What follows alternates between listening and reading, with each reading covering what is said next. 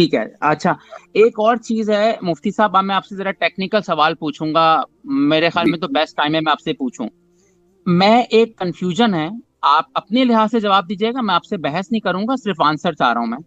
دیکھیں سورہ بقرہ اس کا شان نزول ہے 87 نمبر پر ہے, ٹھیک ہے, یعنی اس کا 87 نمبر پہ اتری ہے وہ, اور اس کی آیت نمبر 62 ہے جس میں کہا جا رہا ہے کہ عیسائی ہوں, یہودی ہوں, مسلمان, اگر وہ خدا کو مانے وہ جنت میں ان کا ٹکٹ مل سکتا ہے. ٹھیک ہے, یہ آپ آیت کھول کے چیک بھی کر سکتے ہیں اگر آپ چاہیں تو. جی میں آگے بڑھوں یا آپ چیک کر رہے ہیں؟ ہاں آگے بولیے. چیپٹر 2 آیت نمبر 62, اس میں ٹکٹ دیا جا رہا ہے عیسائیوں کو بھی اور یہودیوں اور مسلمانوں کو جنت میں جانے کا. اس کی ڈیٹیل میں ہم نہیں جائیں گے. اب اس کا شان نزول ہوا ہے پہلے. اچھا جب میں دیکھتا ہوں ایک منٹ, اس کا شان نزول ہوا پہلے, کیا مطلب ہوا اس کا؟ سورہ آل عمران سے. سورہ آل عمران کا شان نزول 89 پہ ہوا ہے. صحیح ہے, شان نزول نہ خالی نزول کہیں, شان نزول سے کنفیوژن ہو جاتا ہے. اوکے ہاں, نزول جو ہوا ہے اس کا پہلے البقرہ کا ہوا اور اس کے بعد آل عمران کا ہوا ہے بعد میں. اچھا آل عمران کی آیت جو ہے وہ کافی سخت سی ہے, وہ ہے 85 آیت ہے جس میں کہا جا رہا ہے کہ تمہارے لیے صرف دین اسلام قبول کیا گیا ہے. اب میرا آپ سے سوال ہے, امید ہے آپ جواب دیں گے اپنی تسلی کے ساتھ تاکہ سننے والے بھی دیکھ لیں. دیکھیں اگر اب اس میں یہ پیراڈاکس ہے میری نظر میں, as an atheist, as an x مسلم, میری نظر میں کیش 22 سچویشن ہے آپ کے لیے. کیسے اب دیکھتے ہیں آپ کیسے نکلتے ہیں اس کو.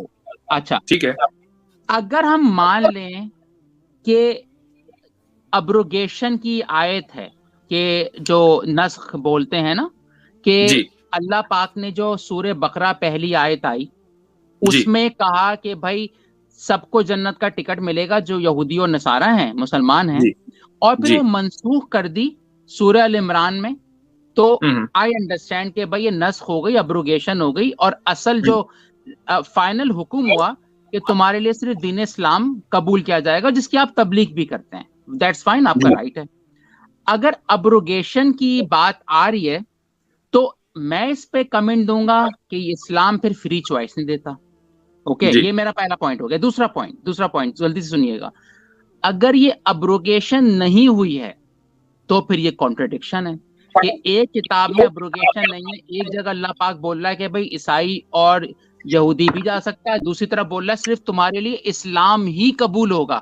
تو اس کا مطلب یہ اللہ پاک اس طرح سے آ گئے ہیں کہ کانٹرڈکشن تو آ گئی ہے یا ابروگیشن آ گئی ہے. آپ کس میں کیا چوز کریں گے؟ نہ تو یہ ابروگیشن ہے نہ کانٹرڈکشن ہے. آپ کا یہ کہنا کہ یا تو یہ ابروگیشن ہے یا کانٹرڈکشن ہے, یہ کہنا اس لیے غلط ہے کہ یہ یعنی آپ یہ سمجھ رہے ہیں کہ یہ دو ہی راستے ہو سکتے ہیں, تیسرا راستہ نہیں. تیسرا راستہ اگر ہے تو نہ ابروگیشن ہوگا نہ کانٹرڈکشن ہوگا, بلکہ یہ اجمال اور اس کے بعد تفصیل ہے. اجمال کس کو کہتے ہیں؟ یعنی ایک چیز کو مختصر لفظوں کے اندر بیان کر دیا گیا, اور تفصیل کا مطلب یہ ہے کہ پھر اس کی ڈیٹیلز دوسری جگہ آ رہی ہیں. تو قرآن کو اگر آپ نے پڑھا ہے, اور مجھے امید ہے کہ پڑھا ہوگا, ایسا بہت سی جگہ ہوتا ہے, بلکہ پوری شریعت کو اگر آپ پڑھیں, مثلا نماز ہے تو نماز کو اجمالاً قرآن کریم نے بیان کر دیا, کبھی نماز قائم ہو کیسے کرو, کیا ڈیٹیلز ہیں, وہ وہاں نہیں ہے, وہ کہیں اور ہیں. ایسے ہی یہاں پر دراصل دو چیزوں کا ذکر ہے, اور وہ ہے اللہ, اور جو سورہ بقرہ کی آیت نمبر 62 ہے اس میں اللہ اور آخرت کے دن اور نیک اعمال کا تذکرہ ہے. بس اس کا مطلب یہ ہوا کہ جو آگے ہے لا خوف علیہم ولا هم يحزنون, اللہ یہ کہنا چاہ رہا ہے کہ آخرت میں نہ تو خوف ہوگا نہ غم ہوگا. اس کی جو بنیاد ہے وہ ایمان اور ایمان باللہ, اور اسی طریقے سے آخرت کے اوپر ایمان لانا, نیک اعمال کرنا ہے. اس سے فرق نہیں پڑتا کہ آپ اپنے آپ کو, یعنی اگر آپ ایک آدمی دعویٰ کر رہا ہے کہ میں مومن ہوں, لیکن نہ تو وہ اللہ پر ایمان رکھتا, نہ وہ آخرت پر ایمان رکھتا, اور نہ وہ نیک اعمال کرتا, تو وہ اس سزا کا مستحق ہوگا. لیکن ایک آدمی مثلا کرسچن بیک گراؤنڈ سے آیا ہے, یا سابی بیک گراؤنڈ سے آیا ہے, یا وہ یہودی بیک گراؤنڈ سے آیا ہے, وہ اللہ پر آخرت پر ایمان رکھتا ہے, عمل صالح کرتا ہے, تو اب اس کے لیے خوف اور حزن نہیں ہے، غم نہیں ہے. اور اس کی دلیل یہ ہے کہ اگر یہی اسلوب یعنی اجمال اور تفصیل یہ اسلوب نہ ہوتا، ایک اور آیت میں آپ کو بتاتا ہوں، سورہ بقرہ کی آیت نمبر 274، آپ اس کو اگر کھولیں تو اس میں اللہ تعالیٰ فرماتا ہے کہ الذین ينفقون اموالهم باللیل والنہار سرا وعلانیۃ فلہم اجرہم عند ربہم ولا خوف علیہم ولا هم یحزنون. ایگزیکٹ وہی اسلوب کہ جو لوگ اپنے مال رات اور دن خرچ کرتے ہیں، اچھا سرن وعلانیہ کھلم کھلا خرچ کرتے ہیں اور اوپنلی خرچ کرتے ہیں نیک کاز میں، تو ان کے لیے ان کے رب کے پاس اجر ہے، نہ ان کے لیے کوئی خوف ہوگا نہ ان کے لیے کوئی غم ہوگا. ایگزیکٹ وہی بات لا خوف علیہم ولا هم یحزنون. کوئی یہ کہہ سکتا ہے کہ بھائی ایک یہودی ہے، ایک مشرک ہے، ایک کافر ہے، مثلا کوئی بھی جو خدا کو نہیں مانتا، وہ اس آیت پر عمل کرے اور وہ یہ کہے کہ بھائی میں تو اپنا مال دن رات خرچ کرتا ہوں نیک کاز میں، تو کیا میں جنت میں جاؤں گا اس آیت کی بنیاد پر؟ ہرگز نہیں. چونکہ قرآن کریم میں ایک چیز کو ایک جگہ ذکر کیا جاتا ہے، اس کی تفصیل کہیں اور آتی ہے. تو یہ جو آپ نے سمجھا کہ یا تو کانٹرڈکشن ہوگا یا نسخ ہوگا، یہ دونوں ہی باتیں غلط ہیں. یہ اجمال اور اس کی تفصیل ہے، اور قرآن کریم میں ہی اس کی تفصیل دوسری جگہ آ گئی. وَمَن يَبْتَغِ غَيْرَ الْإِسْلَامِ دِينًا، جو آپ کہہ رہے ہیں فَلَن يُقْبَلَ مِنْهُ، سورہ آل عمران میں، کہ اسلام کے علاوہ کوئی دین دوسرا ہوگا تو وہ قبول نہیں کیا جائے گا. ہاں یہ نہیں دیکھا جائے گا کہ آپ کس بیک گراؤنڈ سے آ رہے ہیں. مفتی صاحب کیا آپ ایسی کتاب لکھیں گے کہ لکھا کہیں اور اس کی تفسیر کہیں اور آتی ہے ایز اے پروردگار؟ ظاہر ہے کہ میں انسان ہوں تو میں تو نہیں لکھوں گا، اور میرے کلام میں اور خدا کے کلام میں یہ فرق تو ہونا ہی چاہیے کہ انسان کا کلام جیسا نہ ہو خدا کا کلام. اگر یہ فرق نہیں ہوگا تو پھر آپ خدا کے کلام کو اور انسان کے کلام کو ڈسٹنگوش کیسے کریں گے؟ دیکھیے میں یہاں پر ایک بات کہنا چاہوں گا گلزار بھائی. آپ گلزار بھائی دیکھیے، شاید آپ اس فیلڈ میں نہیں ہے لیکن میں اس فیلڈ میں ہوں. قرآن کی جو آرڈر ہے نا، جو قرآن میں جو آرڈر، جو مصحف کے اندر جو آرڈر ہے، اس کی ایک ڈیوائن ترتیب ہے. آپ سمجھ رہے میری بات؟ اگر کوئی چیپٹر نازل ہوا ہے، کوئی چیپٹر ہے، اس کے اندر اس کی آیتوں میں ایک ڈیوائن آرڈر ہے، اور اس کی آیات کے اندر اور سورتوں کے اندر بھی ڈیوائن آرڈر ہے. یہ ٹاپک پہ میں بہت ڈیٹیل میں جا کے بات کرنا چاہتا ہوں. میں آج بات نہیں کروں گا کیونکہ مفتی صاحب بیٹھے، ان کے سامنے مجھے اچھا نہیں لگتا میں ان سب بات کروں، میری اتنی حیثیت نہیں ہے. لیکن میں اپنے لیول پہ، آپ نے بولا ڈیوائن آرڈر ہے، تو اس کو بہترین انداز سے ڈیوائن سمجھ سکتا ہے یا اس کے بنائی ہوئی مخلوق؟ دیکھیے اس میں انٹیلیجنس کی بات آ گئی نا. انسان تو ایسی کتاب لکھ ہی نہیں سکتا جس میں یہ آرڈر ہو. یہ تو بلاغت کی بات ہوئی. بلاغت سمجھتے ہیں نا آپ؟ جی بالکل بالکل. جی، بلاغت جو ہے وہ اس چیز کو پروو کرتی ہے کہ یہ کتاب جو ہے انسان کی نہیں ہے. مثال کے طور پر سورہ یاسین میں آیت آتی ہے نا، وہ یاسین والقرآن الحکیم انک لمن المرسلین، میرے خیال سے یہی آیت ہے. تو وہاں پر دیکھیے یہ کہا جا رہا ہے کہ نبی علیہ السلام کے لیے ان کا نبی ہونا، رسول ہونا، اس کی دلیل ہی قرآن ہے، قرآن کی حکمت ہے.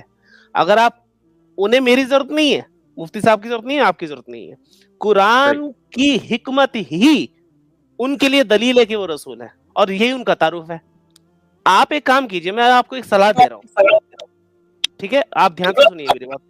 ایک مہینہ آپ جو قرآن کا جو آرڈر ہے نا، اس کو سمجھنے کی کوشش کیجئے آپ کہ کون سی سورت کہاں پر ہوئی ہے. سپوز حامیم کی صورتیں ہیں جو حامیم سے سٹارٹ ہوتی ہیں، وہ حامیم کی صورتیں ایک ساتھ رکھی ہوئی ہیں. جو سبح للہ فی السماوات والارض سے سٹارٹ ہوتی ہے، وہ صورتیں ایک طرف رکھی ہوئی ہیں. ہر صورت کا ایک مطلب ہے، ایک مقصد ہے اس جگہ ہونے کا. جب آپ یہ باتیں سمجھنے لگ جائیں گے تو آپ کے سوال ختم ہو جائیں گے، اور میرے خیال سے مفتی صاحب زیادہ بیٹر طریقے سے سمجھا سکتے ہیں. آپ میں بحث کرنے آیا نہیں ہوں، میں ایک انگیج کرنا چاہتا ہوں. گلزار بھائی ایک چیز یہ بھی ہے کہ آپ نے جیسے سوال کیا ساری باتیں ایک ہی جگہ کیوں نہیں آئی. یعنی آپ اگر کسی عام آدمی کے کلام میں بھی دیکھیں گے تو بہت سی مرتبہ ایسا ہوتا ہے کہ وہ کسی ایک چیز کے اوپر اسٹریس کرنا چاہ رہا ہے تو وہ اتنی ہی بات ذکر کرتا ہے، لیکن جب وہ دوسری بات کو بطور اصول ذکر کرنا چاہے گا تو وہ دوسری جگہ ذکر کرے گا. مثال کے طور پر خدا نے یہ کہنا چاہا کہ بھئی یہ نہیں دیکھا جائے گا کہ تم کس بیک گراؤنڈ سے آ رہے ہو، پوائنٹ یہ ہے کہ تم آخرت پر اور اللہ پر ایمان رکھتے ہو یا نہیں، نیک عمل کرتے ہو یا نہیں. جب یہاں پر یہ گفتگو تھی تو صرف اللہ تعالیٰ نے اسی چیز کو ذکر کیا. لیکن کیا کوئی آدمی یہودی مرا، عیسائی مرا، کیا وہ جنت کا ٹکٹ اس کو ملے گا؟ جب اس اصول کو بیان کرنا تھا تو اس کو دوسری جگہ اللہ تعالیٰ نے ذکر کیا، اس کو یہاں ذکر کرنا کوئی ضروری نہیں تھا. چونکہ جو یہ کہہ رہا ہے کہ نہیں یہیں ذکر کرنا ضروری تھا، دلیل بھی پھر اسی کے ذمہ ہے کہ کیوں ضروری تھا. یعنی آپ کا جو بنیادی سوال تھا وہ یہ تھا کہ یا تو نسخ یعنی ایبروگیشن مانے یا کانٹرڈکشن مانے. اس کا میں نے جواب دیا نہ ایبروگیشن ہے نہ کانٹرڈکشن ہے. آپ اس پر اعتراض کر سکتے ہیں کہ نہیں پھر ساری چیزیں ایک جگہ ہونی چاہیے تھی، نہیں ہونی چاہیے تھی، وہ ایک الگ ٹاپک ہے. اس کا جواب میں دے چکا ہوں. اچھا ٹھیک ہے. اور جاتے جاتے ایک بات اور سن لیجیے گلزار صاحب. آپ کچھ بولنا چاہ رہے ہیں؟ ہاں گلزار صاحب ہیلو. جی سر بولیں، میں سن رہا ہوں آپ کو. جی قرآن میں نا ایک آیت ہے سورہ زمر میں، آیت نمبر 23 ہے شاید. وہ اس آیت کے اندر قرآن کو سمجھنے کا جو بیسک جو منترا ہے نا وہ اس آیت کے اندر ہے. آیت آپ نوٹ کر لیجئے. اس کے اوپر میں نے ایک لیکچر بھی بنایا تھا، میں آپ کو شیئر بھی کر دوں گا. اس میں اللہ نے ایک فلو چارٹ بنا کے دیا ہے ہمارے جیسے چھوٹے لوگوں کو سمجھنے کے لیے فلو چارٹ بنا کے دیا ہے. اور اس میں کہا ہے کہ اس قرآن کی آیتیں ایک دوسرے کو کنفرم کرتی ہیں، کمپلیمنٹ کرتی ہیں. اس کا ایک طریقہ ہے سمجھنے کا.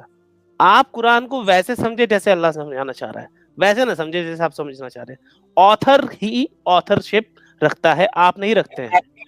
ٹھیک ہے، آیت نوٹ کر لیجئے آپ. اور ایک آیت اور ہے سورہ بقرہ میں، آیت نمبر 26. اور گلزار صاحب ان دونوں آیت کو نا، آیت نمبر سورہ زمر کی آیت اور سورہ بقرہ کی آیت، ان دونوں کو آپ کو نا ایک ساتھ ملا کے پڑھنا. ایک جگہ مچھر کی مثال دی گئی ہے اور ایک جگہ فلو چارٹ دیا گیا.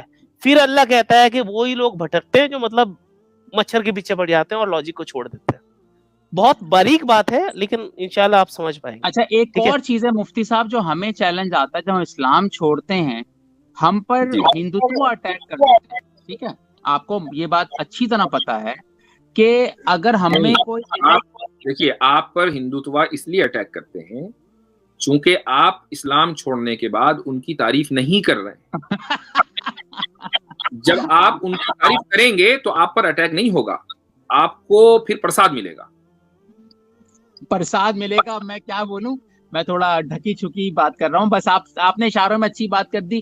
میں اس میں آپ سے سوال کرنا چاہتا ہوں یار. اب دیکھیں میں کسی کے ساتھ نہیں ہوں، میں بار بار مجھے ڈسکلیمر دینا پڑتا ہے کہ آپ نے کبھی دیکھا ہے کہ ایک ہندو نے اپنا سناتن چھوڑا اور پوری چیٹ میں سارے مسلمان گالیاں دے رہے ہوں سناتن کو؟ ایسا میں نے تو نہیں دیکھا. لیکن جیسے ہی ہاں دیکھیں میں ایک چیز بتاتا ہوں آپ کو گلزار بھائی. میں بہت سے کامنٹس دیکھتا ہوں، جب اللہ رسول کو گالی دی جاتی ہے تو ظاہر ہے کہ مسلمان بھی کوئی طیش میں آ جائے گا، وہ بھی گالی دے گا. یعنی وہ اچھا ہم اس کو بھی ڈسکریج کرتے ہیں. یعنی قرآن کے یہ خلاف ہے کہ آپ کسی کے ماننے والے کو، کسی کے معبود کو یا کسی کو بھی گالی دیں، یہ قرآن کے خلاف ہے. گالی دینا غلط ہے تو ہم اس کو بھی ڈسکریج کرتے ہیں.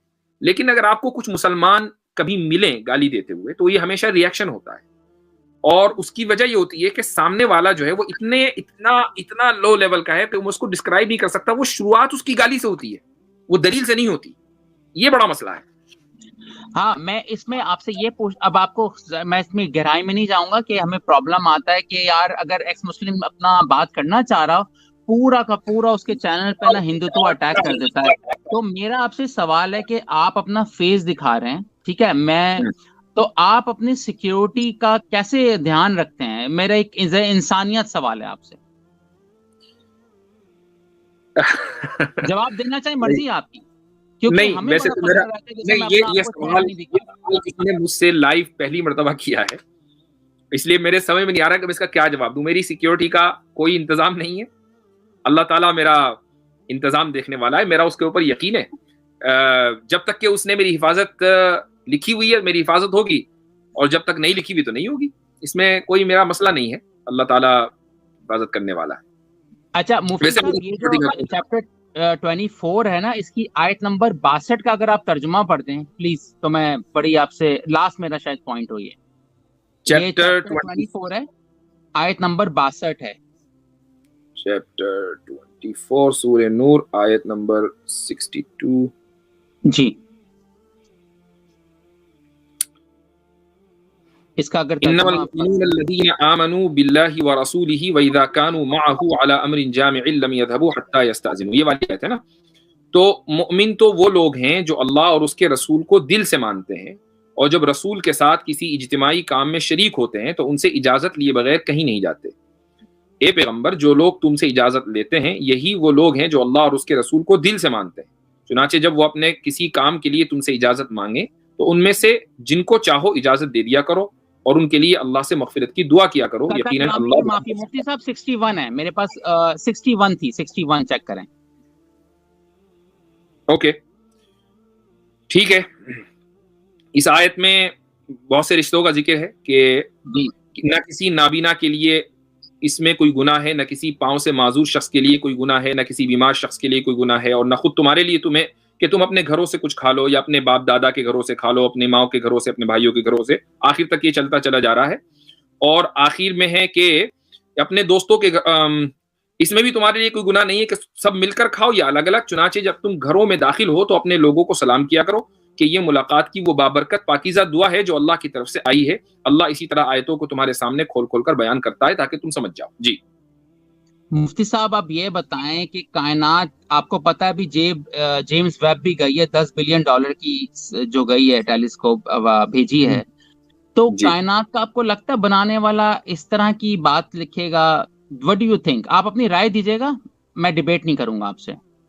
بالکل، چونکہ اس چیز کا تعلق بنیادی اخلاق سے ہے کہ اور قرآن کریم جو ہے وہ، آپ نے کہا کہ بھئی یہ فلاں ٹیلیسکوپ گئی ہے، کوئی پہلی مرتبہ تو یہ کوئی ہسٹوریکل واقعہ نہیں ہے کہ ٹیلیسکوپ پہلی مرتبہ گئی ہو، اس سے پہلے بھی ایک سے ایک سیٹلائٹ گئی ہیں، اور انسان نے بہت بڑے بڑے سائنٹیفک اچیومنٹس کیے ہیں۔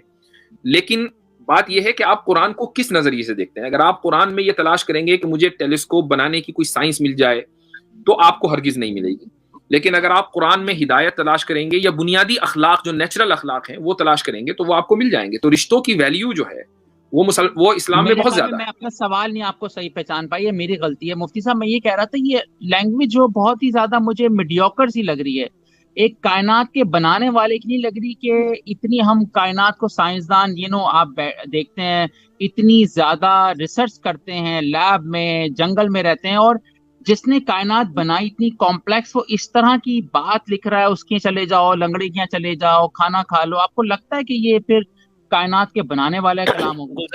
گلزار بھائی جی، آپ قرآن میں کمپلیکسٹی دیکھنا چاہتے ہیں کیا؟ دیکھنا چاہتے ہیں؟ دکھاؤں میں آپ کو کمپلیکسٹی؟ میں دکھاتا ہوں پھر آپ کو، نہیں تو میں اس کا ایگزامپل۔ نہیں پک اینڈ چوز کیوں ہوگا؟ نہیں قرآن اترا ہے۔ صحیح مسلم صاحب ایک منٹ میں تھوڑا سا انٹرفیئر کروں گا یہاں پر۔ میں یہ سوال سمجھنا چاہوں گا کہ آپ کو، یعنی آپ کا یہ کہنا کہ بھئی یہ کائنات کے بنانے والے کی لینگویج نہیں ہو سکتی، اس کی دلیل کیا ہے؟ میں وہی سوال کروں گا میں نے جو ست والے سے کیا تھا کہ آپ جب ایک اصول بناتے ہیں تو اس اصول کو ثابت کرنا ضروری ہے۔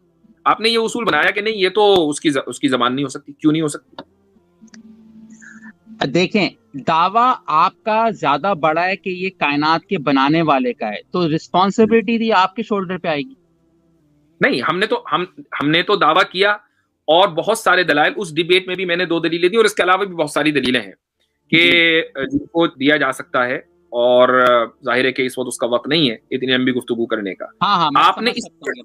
آپ نے اس پرٹیکولر آیت کے بارے میں یہ سوال کیا کہ یہ کائنات کے بنانے والے کی نہیں ہو سکتی۔ تحریر اتنی بچکانا سی لگی مجھے، بس میرا یہ پوائنٹ ہے۔ وہی میں کہہ رہا ہوں کہ وہ کیا بچکانا پن آپ کو لگا کہ نہیں یہ جملہ یوں ہونا چاہیے تھا تو زیادہ بہتر ہوتا؟ دیکھیں کیسا ہونا چاہیے تھا یہ تو میں بہت سارے آپ کو بتا سکتا ہوں، لیکن خیر میں اس میں پھر وہی بات ہے، لمبی ڈیبیٹ ہو جائے گی نا۔ میں کوئی ایک آدھا بتا دینا، کوئی ایک آدھا بتائے تو ہمیں پتا تو لگے اصول کیا ہے پھر۔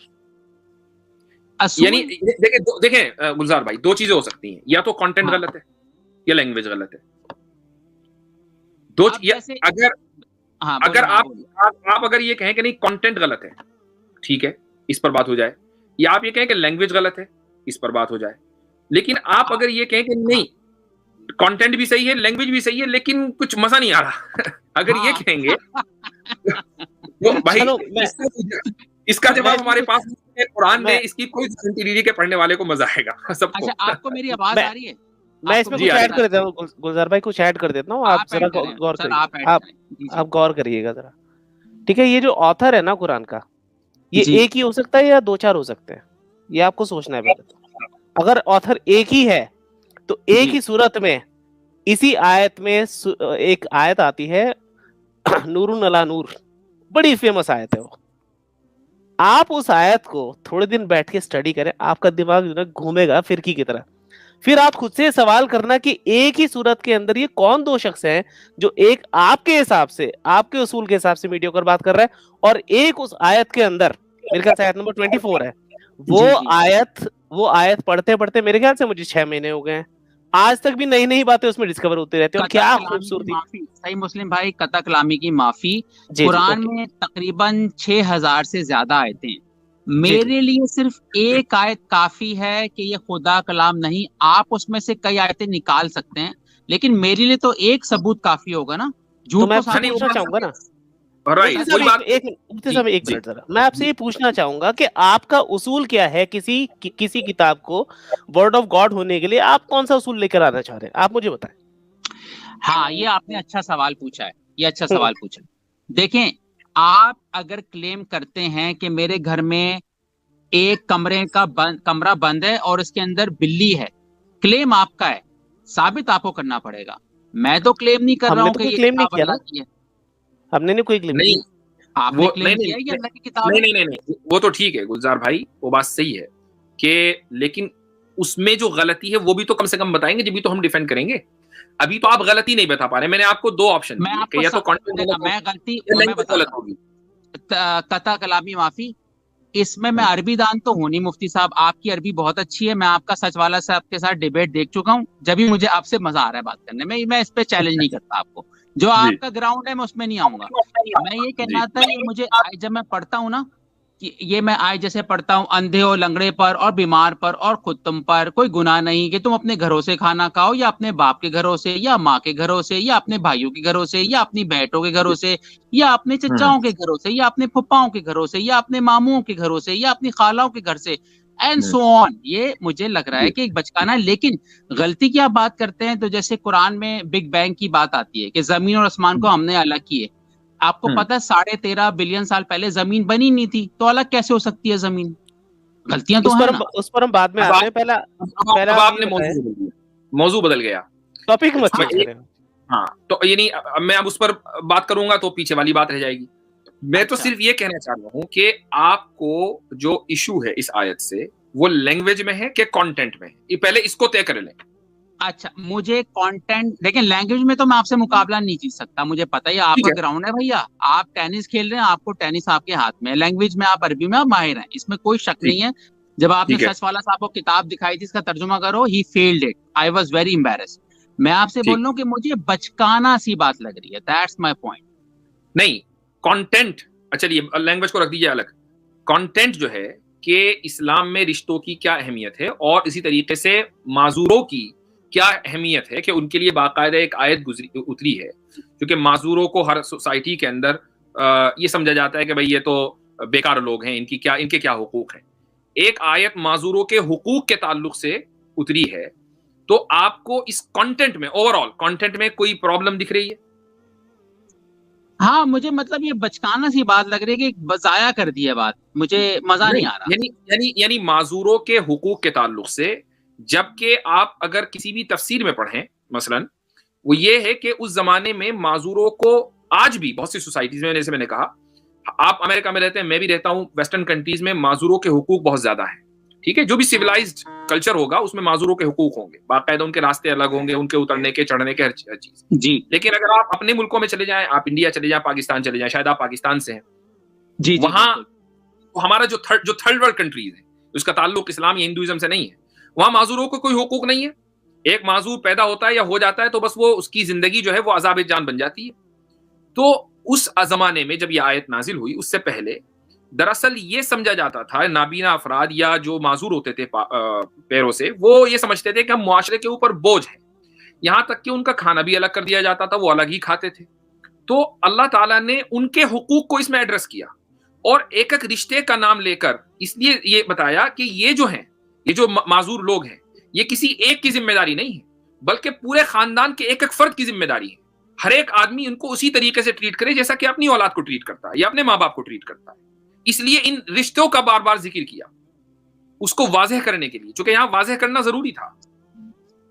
چلے ٹھیک ہے، آپ کی بات میں نے مان لی، کیونکہ اس میں دادا دادی کا رشتہ تو آیا نہیں ہے اس میں۔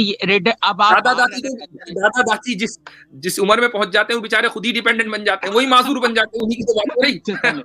چلیں میں اس میں آپ سے نہیں پڑھوں گا۔ اچھا یہ بتائیں کہ سبق پھر پڑھ صداقت کا، عدالت کا، شجاعت کا، لیا جائے گا تجھ سے کام دنیا کی امامت کا۔ سبق پھر پڑھ صداقت